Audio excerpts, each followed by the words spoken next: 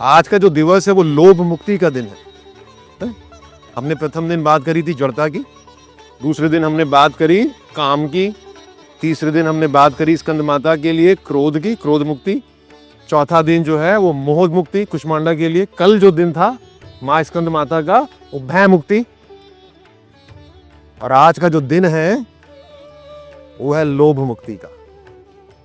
और लोभ में एक हिंसा है, एक कुटिलता है, एक कपट है। मोह कहता है कि जो मेरा नहीं हुआ, जो मुझे मेरा लगता था वो मुझे नहीं मिला, अनुभव में आया कि मेरा नहीं हुआ, जो मेरा था वो मेरा नहीं हुआ, राइट। लेकिन लोभ कहता है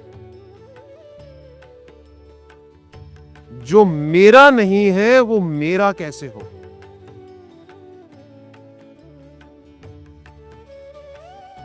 राम राम जपना पराया माल अपना है। जो मेरा नहीं है वो मेरा हो जाए, और किसी भी तरह हो जाए, बलपूर्वक हो जाए, ठगी से हो जाए, कपट से हो जाए, चोरी से हो जाए, किसी भी निमित्त मात्र से, शाम दाम दंड भेद, यानी दूसरे की जेब में जो पैसा है वो निकल के।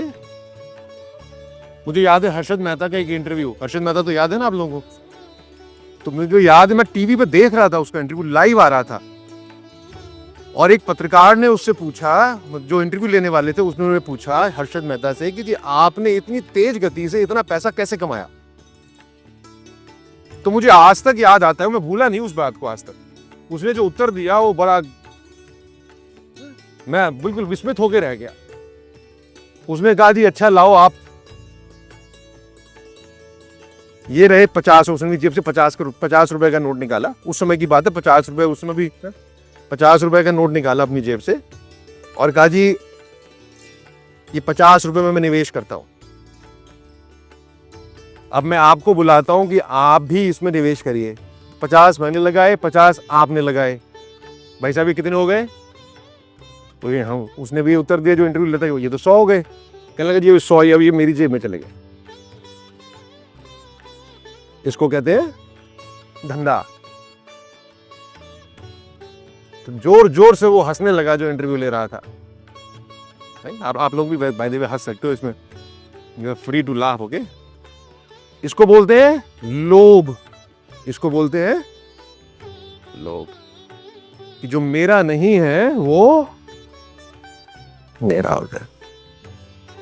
मेरा सिर्फ ये कहना था कि ये जो सही एग्जाम्पल के तौर पे अगर इस्तेमाल किया जा सकता है, असली लोभी व्यक्ति के परफेक्ट अगर उसमें आता है, तो महाभारत का एक एग्जाम्पल है दुर्योधन, उसको आप लोभी कह सकते हैं।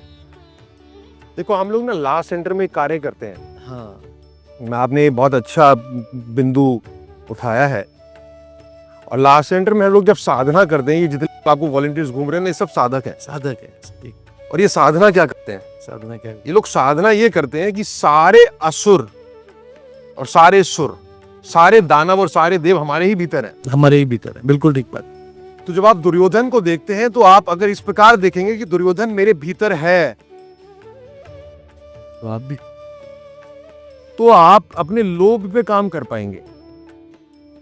और अगर आप लोभ पे अपने मुक्त हो गए तो आपके भीतर से प्रकट क्या होगा? ध्यान दीजिएगा, उसका परिणाम, उसका जो फल है वो बहुत बड़ा है। बड़ा आपके भीतर कात्यायनी प्रकट होंगी।